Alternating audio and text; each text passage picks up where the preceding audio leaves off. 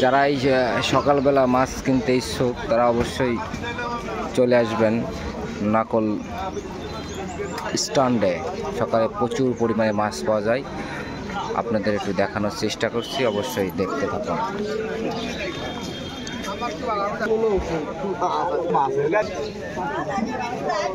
প্রচুর পরিমাণে মাছ আছে, প্রচুর মাছ। আসতেছি ভাই, আসতেছি।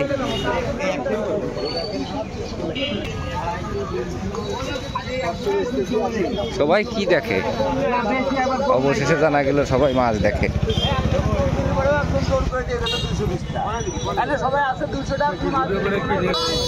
মিঠু ভাই কি দেন? মাছ। আবার দাম বাড়ায়।